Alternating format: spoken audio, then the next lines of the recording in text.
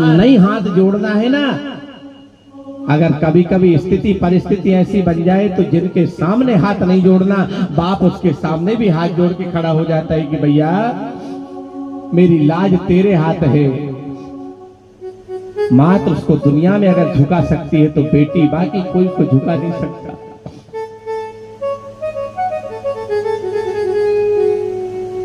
जिस पिता ने अपनी बेटी का कन्यादान किया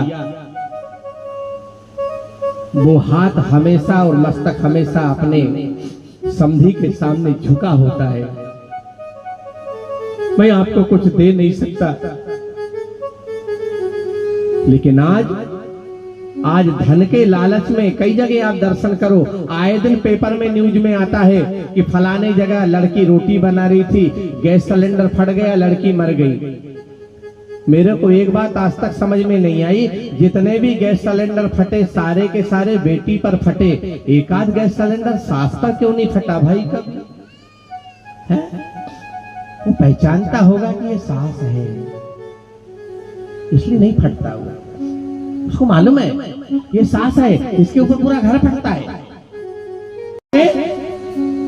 संबंध के लालच में बेटियों को हर किसी के पल्ले बांध दिया जाता है, और पिता जब अपने पुत्र मोह में पागल होता है तो किसी का संबंध करने जाए ना,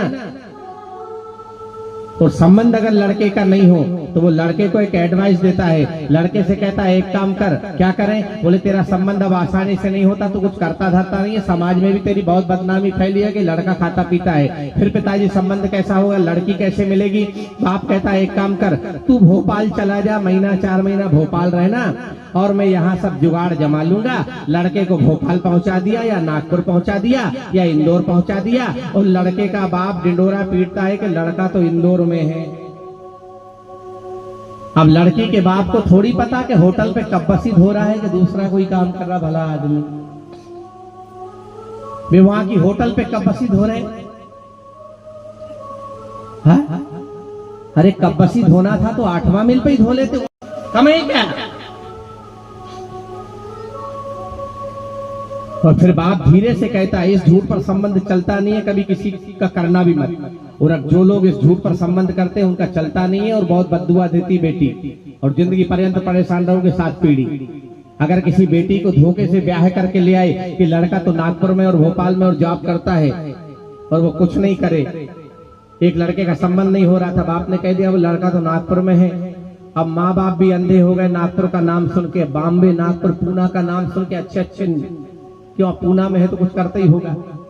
अब माँ बाप ने यह भी पूछना उचित नहीं समझा कि लड़का करता क्या है, कुछ नहीं पूछा, संबंध कर दिया। जब संबंध हो गया, शादी हो गई, महीना 2 महीना हुए, 2 महीने के बाद लड़की कहने लगी, बोले चलो जी अब आपका भी भोजन वोजन की दिक्कत जाती होगी, मैं आपके साथ चल दूं, वहां तुम्हारा खाना बनाऊंगी। अब वहां को लड़का करता धरता तो नहीं था, वो तो शादी के लिए वहां गया था। फिर वो लड़का धीरे से कहता है तुम्हें वहां जाने की कोई जरूरत नहीं, एक बोरी में कुकर और तवा लेकर के मैं खुद ही 2-4 दिन में यहीं आता।